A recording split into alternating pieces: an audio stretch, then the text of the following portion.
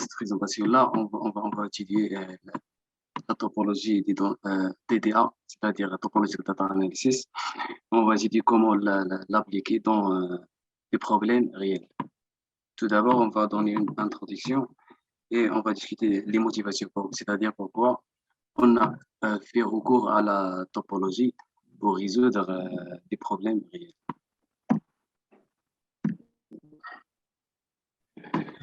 On a parmi les motivations, on a la quantité énorme de données et les dimensions considérables des données, c'est-à-dire que les hautes dimensions des data ne peut pas être traitées par des algorithmes classiques parce qu'elles vont être très coûteuses et aussi car les données et aussi on a que les données ont une forme et cette forme est aussi significative, a une signification, c'est-à-dire que la forme des data, si on prend une data, c'est-à-dire quelconque une data, c'est-à-dire des points en Rn, c'est-à-dire c'est un espace euclidien de dimension n. Si on projette ces data-là dans l'espace Rn, on va constater qu'elle a une forme. Et cette forme-là a une signification pour des objectifs pour la résolution des problèmes réels. Et aussi, on a parce que les approches classiques sont lentes et coûteuses et surtout, ils négligent la structure topologique des données. Mais la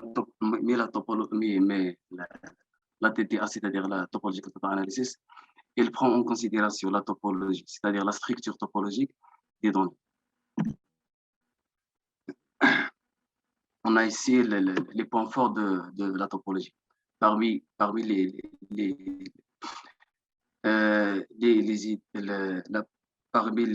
points forts de la TDA, de la topologie, c'est l'étude des formes sans coordonnées. C'est-à-dire, elle étude les données indépendamment de les coordonnées, c'est-à-dire de la base. Et on a la deuxième idée clé est que la topologie étudie les propriétés des formes qui sont invariantes sur de petites déformations. Si on a par exemple une data, on ajoute une perturbation, c'est-à-dire petite perturbation, on va trouver que le résultat est le même. La troisième idée clé est que la topologie est celle de représentation compressée des formes, c'est-à-dire le scale de la data n'est pas important.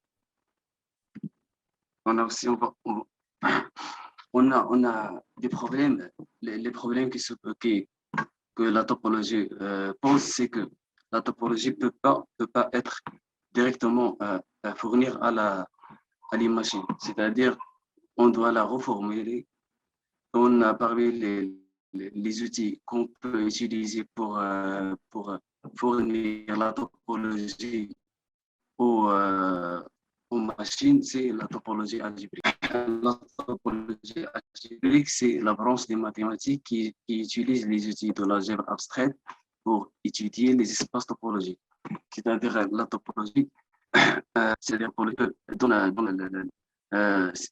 rend la topologie compétitive, ce qui peut aider à développer des outils arithmétiques, c'est-à-dire les sommes ou bien les moins et les utiliser. En algébrique, nous étudions les espaces en les faisant correspondre à des objets algébriques. C'est-à-dire qu'on peut calculer les groupes.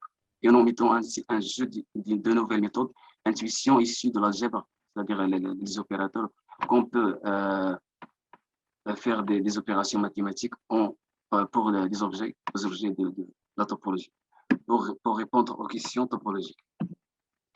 On a parmi les outils essentiels de la topologie algébrique, c'est l'homologie. En mathématiques, l'homologie est un moyen général d'associer une séquence d'objets algébriques tels que les groupes abéliens, c'est-à-dire on prend un espace topologique et on le fait correspondre à un groupe, c'est-à-dire une structure algébrique, telle que les groupes abéliens, à d'autres, comme les groupes abéliens. Et voici la définition d'un groupe abélien. Un groupe abélien, c'est-à-dire justement un groupe avec,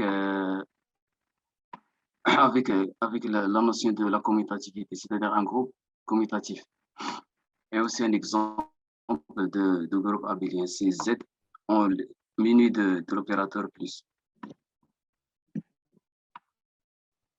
On va définir ici le simplex. C'est une notion très importante dans l'étude de la topologie de la TDA, c'est-à-dire la topologie data analysis. En géométrie, un simplex, c'est l'enveloppe convexe des sommets. C'est-à-dire on prend des points dans Rn, et on fait l'enveloppe convexe de ces points-là, on trouve un simplex. C'est-à-dire cette formule-là, avec les V qui appartiennent à Rn.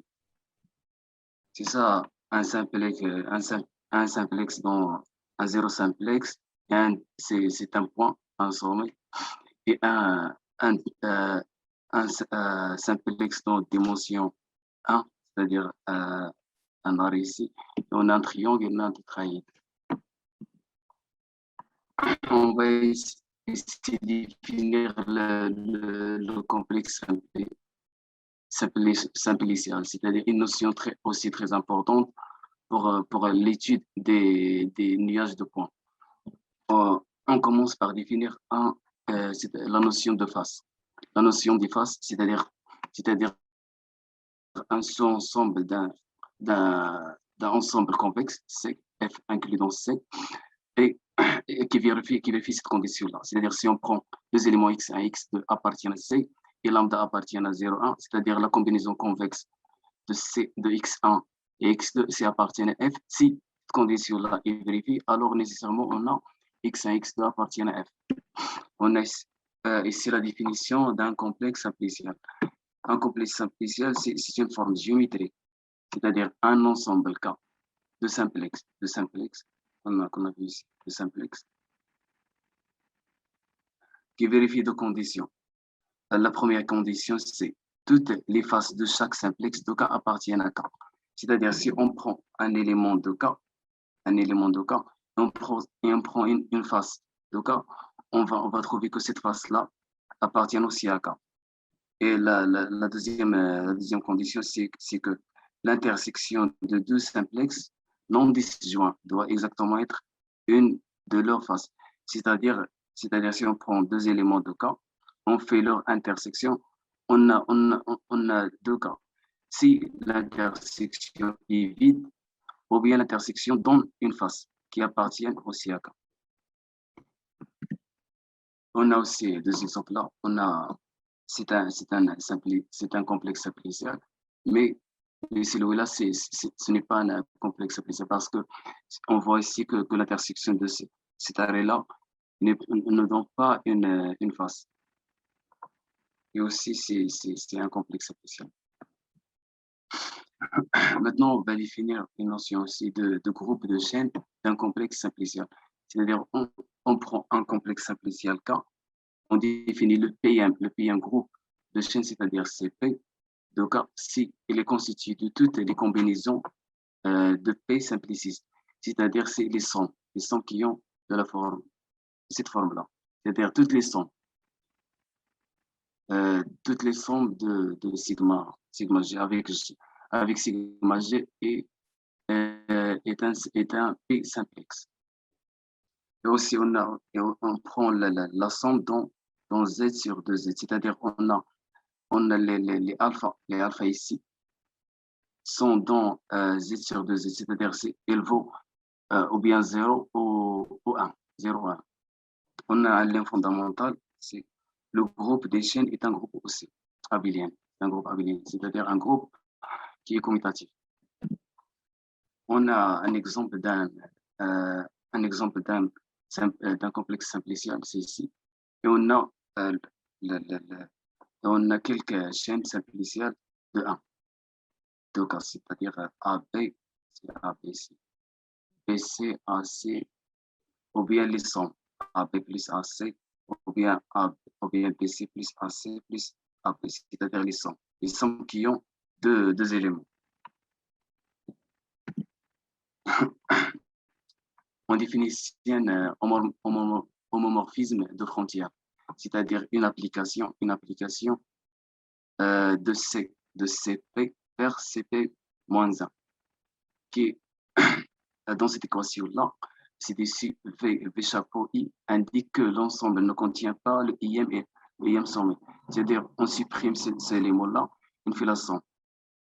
C'est-à-dire, dans un premier temps, on supprime le V0, le V1 jusqu'à le VP, pour avoir la frontière de ce simplex-là.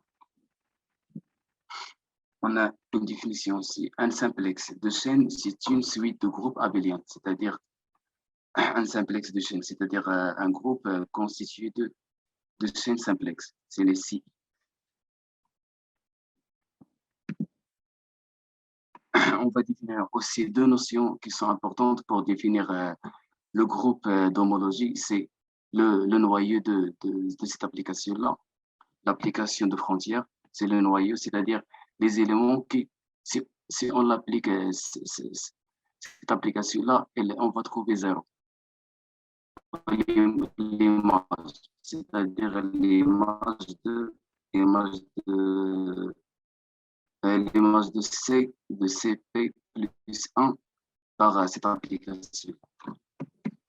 C'est comme ça. CP plus 1, c'est-à-dire ici, c'est CP plus 1 vers, c'est l'image de CP plus 1 par l'application de frontière. On a ce lien fondamental. Ce lien fondamental, il dit que la frontière, il n'existe pas, ou bien elle vaut 0. C'est-à-dire, si on prend une frontière et on applique l'opérateur de frontière, on va trouver 0. C'est-à-dire, les frontières n'ont pas de frontière elles-mêmes. Ici, on va définir le groupe d'homologie, étant donné un groupe de chaînes CP. Et si ce groupe ZP, c'est-à-dire le noyau de CP, c'est-à-dire les éléments qui vaut 0, si on applique l'application de frontière CP. On a le IM groupe d'homologie défini par HP égale à ZP quotient P par BP égale à le noyau, c'est-à-dire les éléments qui vaut 0 par application de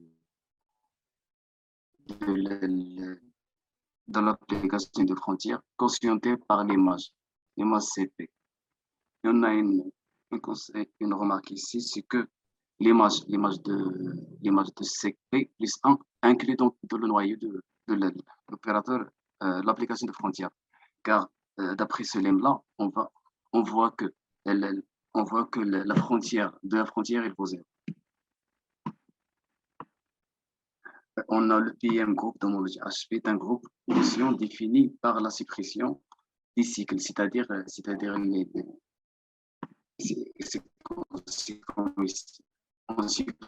on supprime les frontières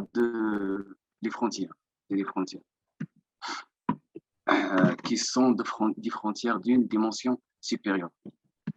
On a une notion très importante, c'est le nombre de bits. Le nombre de bits ici, c'est le rang de HP, c'est-à-dire le cardinal de la base de HP. On calcule tout d'abord la base de ce groupe-là, c'est un groupe abélien. On calcule sa base, de HP, et on calcule le cardinal. Le cardinal de HP, c'est le nombre de bits. Les nombres de bits sont couramment utilisés pour distinguer les différents espaces topologiques. Les uns et les autres, cela fonctionne. La dimension fiche les propriétés topologiques de l'espace K, l'espace simpliciel complexe. Le simpliciel complexe, c'est un espace qui est un espace topologique. Et si on va le nombre de bits des formes visuelles, pour un cercle, on a B0 égale à 1. C'est-à-dire on a juste une composante qui est connectée, une seule. C'est B0 égale à 1. C'est aussi pour un triangle, parce qu'un triangle et un cercle ont une seule composante qui est connexe. Et pour une sphère, on a B0 égale à 1, c'est-à-dire qu'on a une seule composante connexe, et pour le B1, c'est-à-dire les loops, c'est-à-dire les cycles, c'est-à-dire les trous dans dimension 2. On a aussi la notion, on va maintenant étudier la notion de l'homologie persistante, qui est une méthode de calcul des propriétés topologiques, c'est-à-dire les features, c'est-à-dire les trous dans des dimensions différentes, comme ça. On a une seule, dans la dimension 2, on a bien égal à 1, c'est-à-dire une trou, et dans le cercle. Et on a une seule composante, c'est P0, c'est-à-dire d'un espace à différentes résolutions spatiales, c'est-à-dire on prend une filtration pour calculer les différentes résolutions spatiales. On a les caractéristiques, c'est-à-dire les propriétés topologiques, les persistantes sont détectées sur une large gamme d'échelles spatiales et sont considérées comme plus susceptibles de représenter de véritables propriétés topologiques, features, que de l'espace fondamental plutôt que des artefacts, l'échantillonnage du bruit, c'est-à-dire les propriétés topologiques qui persistent, c'est elles qui représentent de véritables propriétés, de véritables features de l'espace topologique. On a pour trouver l'homologie persistance d'un espace, celui doit d'abord être représenté comme des complexes simplifiés, c'est-à-dire une filtration. On calcule une filtration sur un complexe, sur un espace topologique. On prend tout d'abord un nuage, une filtration sur ce nuage de points. On a une fonction, on prend une notion de distance, c'est-à-dire une distance sur ce espace-là. Et comme on a dit, une filtration du complexe simplicial, c'est-à-dire une suite croissante de son ensemble. On a le pipeline de la persistance homologique. Tout d'abord, on fournit un nuage de points, c'est-à-dire des points appartiennent à Rn, N appartient à N3, c'est-à-dire de dimension quelconque, mais à condition qu'elle soit finie. On choisit une filtration, c'est-à-dire comment on va construire la filtration, ou bien on prend des distances différentes. Et pour on construit une filtration croissante de complexes, c'est-à-dire des complexes simplifiés qui sont croissantes dans le sens de l'inclusion. Et on calcule l'homologie persistante, c'est-à-dire le nombre de bits pour toutes les complexes simplifiés. Et finalement, on visualise les résultats. On a un exemple de filtration, le Vietoris Rips complexe. Étant donné un paramètre d'échelle R et un ensemble fini de points P, inclus dans Rn, le complexe de Vietoris Rips est défini comme le complexe simplicial qui contient tous les sous-ensembles dont le diamètre est au plus égal à R. C'est-à-dire, si on prend 2 points, elle doit satisfaire que leur diamètre, c'est-à-dire la distance D. Comme exemple, si on prend x1 et x2 appartiennent, si on calcule leur diamètre, elle doit être inférieure à R pour appartenir à un simplex segment. Pour définir une filtration sur un nuage de points, on construit des complexes simpliciaux en prenant le rayon de 0 jusqu'à l'infini. On part, c'est l'échelle. Il part de 0 jusqu'à l'infini. C'est un exemple de vector ellipse complexe VR avec un rayon R, une valeur donnée de R. Maintenant, comment on va visualiser la persistante homologie? Nous avons vu comment calculer l'homologie persistante d'un ensemble de données, ce qui permet d'obtenir une description multi-échelle de sa topologie, c'est-à-dire les propriétés topologiques et donnent la structure topologique de l'espace. Le résultat est un ensemble de tubes, c'est-à-dire un couple. Un couple B, c'est-à-dire le birth, c'est-à-dire la naissance, death, c'est-à-dire la mort de la fiche, la topologie, la propriété topologique, avec B appartient à R et D appartient à RH, R l'infini, c'est-à-dire R union plus l'infini. Nous appellerons ces intervalles des intervalles de persistance et nous présenterons deux visualisations courantes pour eux. C'est ou bien le diagramme de persistance ou bien le code barre de persistance. Le diagramme de persistance, un diagramme de persistance est en quelque sorte la visualisation canonique des intervalles B et T, c'est-à-dire birth et death de persistance, étant donné un ensemble d'intervalles appartenant à la même dimension. C'est-à-dire on fixe la dimension c'est-à-dire 1T, 2T ou bien 3T, ou bien jusqu'à N. On a leur diagramme de persistance est formé en dessinant le point BT appartient à R, c'est-à-dire on dessine le point B, ces coordonnées, BT appartient à R2. Pour chaque intervalle BT, CT est égal à plus l'infini, on dessine un point qui est légèrement au-dessus de la frontière du diagramme. Pour les filtrages à valeur croissante, les points du diagramme de persistance remplissent la région située au-dessus de la diagonale. On a ici la persistance d'un point dans un diagramme de persistance, étant donné un diagramme de persistance T, un diagramme de persistance qu'on a déjà calculé par une filtration, comme le vector ellipse, et un point CT appartient à D, nous définissons sa persistance sous la forme suivante. C'est-à-dire la persistance du point c'est pas CCP, CCP.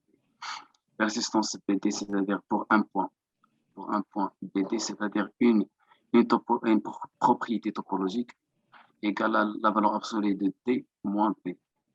Mais c'est toujours les positifs car toujours on a le birth, c'est inférieur à D. B inférieur toujours à D. Appartient à RH. C'est-à-dire c'est T égale à l'infini, on aura plus l'infini ici. On a ici un exemple du pipeline de calcul de la persistance. On part d'un nuage de points, c'est-à-dire, comme vous voyez ici, un nuage de points, c'est comme un cercle avec une distribution une distribution gaussienne. On construit un complexe géométrique filtré, c'est-à-dire avec une filtration comme le vector ellipse, et on aura un complexe simplicial qui est filtré. Mais on part de R égale à 0 jusqu'à l'infini. On aura plusieurs complexes simpliciels. C'est juste on calcule l'homologie persistance du complexe, c'est-à-dire on a la dernière partie, c'est la topologie de data analysis et ses applications, et quelques applications de topologie de data analysis. Dans cette section, nous allons essayer d'appliquer tous les aspects vus et tenter de montrer comment cela peut être appliqué dans le domaine de l'apprentissage automatique. Pour cela, nous allons expliquer tout le pipeline de la TDA et donner des applications. Une application, c'est une application la classification des formes 3T. Nous allons donc procéder de la manière suivante. On a le pipeline. Tout d'abord, on va donner le pipeline de la TDA pour étudier un problème réel de l'apprentissage automatique. Tout d'abord, l'entrée est supposée être un ensemble fini de points avec une notion de distance ou bien de similitude entre les points. Deuxièmement, une forme continue est construite au-dessus des données afin de mettre en évidence la topologie ou bien la géométrie sous-jacente. Troisièmement, on a des informations topologiques, c'est-à-dire des propriétés topologiques, c'est les trous dans des dimensions quelconques, conditions doit être finies.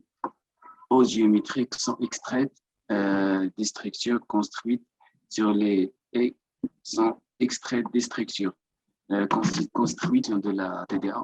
On a pas 3D et la classification des images RGB et la segmentation des objets 3D. On a l'analyse de la propagation de la COVID-19. On essaie pour la classification des formes 3D. On a un nuage de points, c'est un avion ici. Et on a le diagramme de persistance, c'est là, avec les dimensions H0, H1, c'est les groupes d'homologie. C'est le rang des groupes d'homologie. C'est les dimensions, c'est-à-dire la dimension 0, la dimension 1 et la dimension 2. On a pour la classification des images RGB, on a une image 16 pixels du chiffre 8. On voit ici qu'on a deux propriétés topologiques qui existent, c'est-à-dire ces trois ici. On calcule le barcode et aussi le diagramme de persistance. Et pour la segmentation des objets 3D, on essaie de faire une segmentation des objets, c'est-à-dire on voit ici le diagramme de persistance pour l'humain, c'est ici. On voit ici le diagramme de persistance de l'humain et pour le chien, c'est ici, et pour le cheval, c'est ici.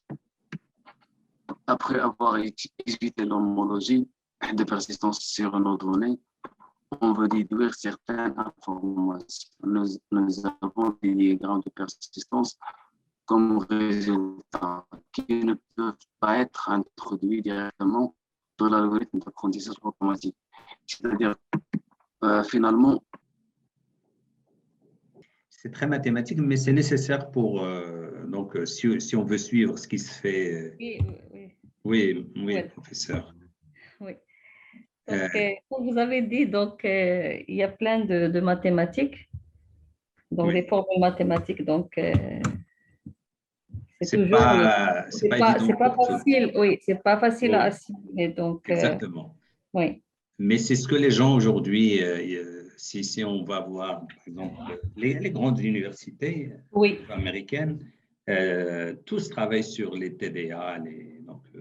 Oui. Les conférences, ils ont un track topologique de data. La plupart sur les structures topologiques. Oui, bien sûr. Oui, on voit déjà donc la présentation, il y a les domaines d'application, c'est pour la classification, les appliques pour la segmentation d'images.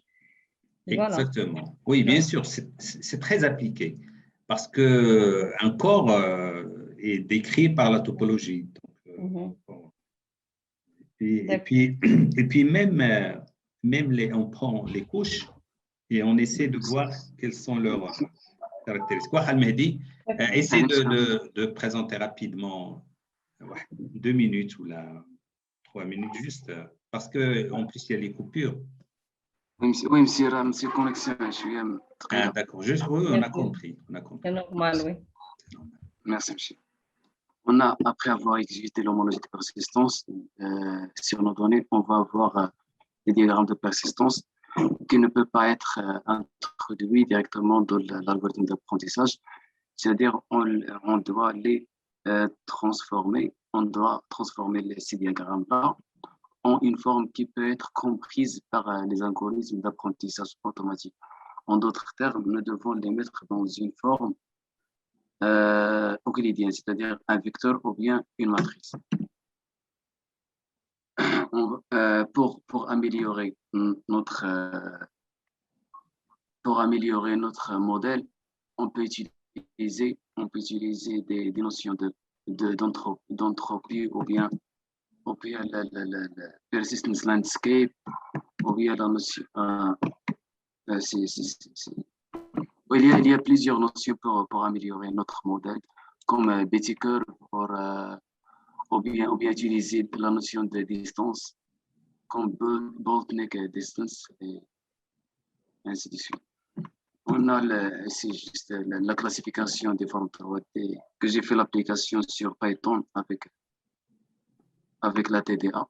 On construit un complexe avec le VectorScript, on calcule l'homologie de persistance, on visualise les résultats, c'est-à-dire les diagrammes de persistance, on forme des diagrammes de persistance, on calcule l'entropie de persistance, et on va coller tous les résultats avec toutes les formes 3D en une seule grande matrice, et on introduit la matrice résultante dans le modèle d'apprentissage automatique. Merci, monsieur. D'accord, merci. Voilà. Je ne sais pas si vous avez des questions.